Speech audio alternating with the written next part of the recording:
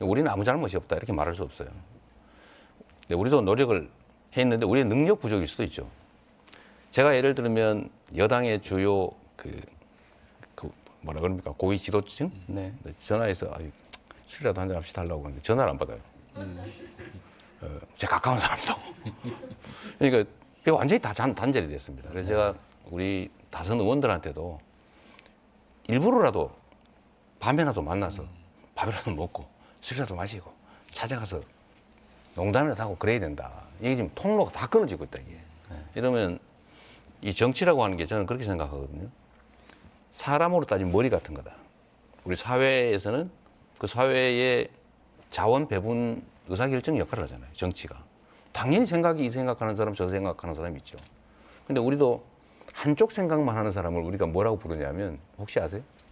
이 생각 절대 안 해. 이쪽만 생각해. 그거를 아주 나쁘게 부르는 단어가 있죠. 심하면 사이코. 한쪽 생각만 하는. 이러면 안 된다는 거죠. 그 사회가 경직되거든요.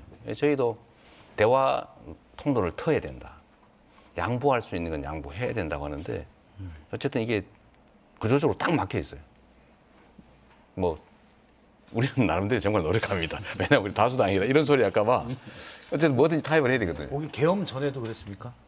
전에도 노력했죠. 계엄 전에도. 예. 그런데 하여튼 결론은 합의되지 않는 거는 모두 거부한다를 공식적으로 선언을 하셨고 용산에서 이제 여당은 그걸 빌미로 모든 것을 다 막고.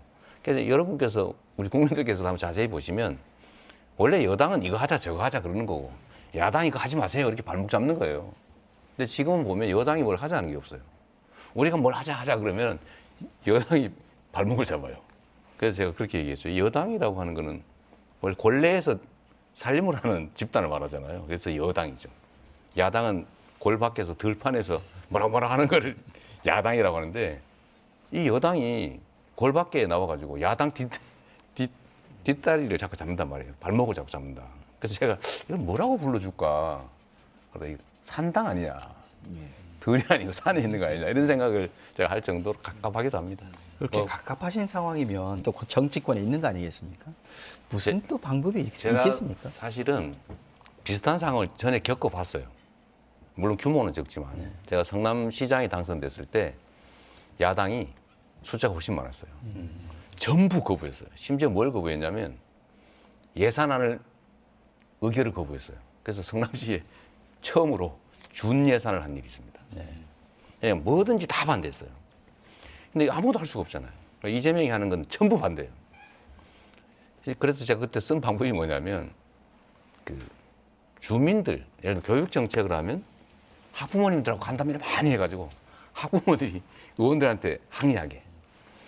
예를 들면 노인 정책 이런 걸 해야 되는데 안 그러면 제가 노인의 어르신들 막 설득해가지고 그런 일도 있었습니다. 노인의 분당 지회장하고 그 임원들이 여의도 그때 한나라당이었던가 뭐 새누리당이었던가 하여튼 그 당에 찾아와가지고 항의를 하는 바람에 그 당 사무총장이 성남에 전화해가지고 빨리 통과시키라고. 이제 이렇게 해서 겨우 제가 상황을 개선한 일이 있어요. 지금 국회가 딱 그 모양이거든요. 지금은 이제 국민들한테 직접 호소하는 방식으로 저희가 많이 하는 거죠. 그래서 그게 효과가 나려면 한참 걸려요. 네. 근데 이제 말씀하신 국민들에게 직접 호소한다고 하는데 사실은 예를 들어서 지금 상황으로 보면 대통령이 비상계엄이라는 이 시대에 걸맞지 않는 정말 비정상적인 걸 했는데 어쨌든 여당의 일부, 특히 지금의 지도부들은 그걸 두둔하고 있잖아요. 그러게요. 계엄은 잘못됐지만 탄핵은 안 된다는 해괴한 논리를 쓰고 있어요. 네. 그런데 말씀하신 대로 민주당이 그러면 국민의힘이 반응을 하지 않기 때문에 민심으로 한다? 지금 계엄에 대한 것도 민심이 안 통하기 때문에 지금 말씀하신 이런 정책들이 과연 통할 거냐. 저는 사실은 난감한 문제죠. 난감하죠. 그런데 지금 말씀하신 내용 중에 난 노력했지만 안 된다. 근데 지난 총선을 통해서 특히 민주당은 거대 야당이 됐기 때문에 사실은 입법 문제나 이런 문제에서는 설득하든 뭘 하든 민주당도 책임 있는 건 아니라는 지적이 있거든요. 어떻게든 말을 안 들었지만 그렇죠. 이걸 상수로 놨을 때는 뭐 훨씬 더 노련한 방법을 썼어야 되는 건 아니냐는 지적도 있고. 제가 좀 노련하지 못해서 좀 그런 점은 있는데 네. 그게 참 답답한 일이죠. 저희도 책임을 져야 되는데 국회의 다수당이고 여당이 반대하면 아무것도 못하냐. 그럴 수는 없잖아요. 그래서 해야 될 일을 하면 거부권을 행사해요. 그럼 다시 돌아와요. 그럼 또 재의결해서 무산됩니다.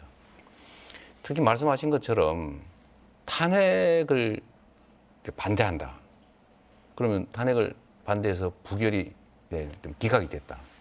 이분이 현직 대통령이 감옥에 있는데 그 기각이 됐어요. 그다음에 어떤 일이 벌어질까요? 그러면 이제 대통령 권한 행사하고 인사권 행사하고 예를 들면 장관 다 임명하고 더 심하게 하겠죠. 뭐 청문회에서 거부한들 그냥 임명하면 그만이죠. 그러면 다음에 또 어떤 일이 벌어질까? 저는 제가 그래서 이 얘기도 좀 했는데 국민의힘이 앞으로 100일 안에 윤석열 대통령을 부정할 것이다. 제가 분명히 그럴 거다라고 제가 장담을 하는 이유가 그분들은 결국 국민들의 압력에 의해서 계속 이 입장을 견제하지 못할 겁니다. 그러면 다 사라지는 거거든요. 근데 그 사라지는 게 바람직하냐? 바람직하지 않습니다. 그 제거한다고 없어지지 않거든요. 그래서 저는 결국 이런 문제, 극단적 대치, 그야말로 전쟁 같은 이 정치를 해결하는 것은 결국 국민들이 많은 의견을 내주시고 국민들이 힘을 쓸 수밖에 없다. 최종 해결점은 거기서 나온다.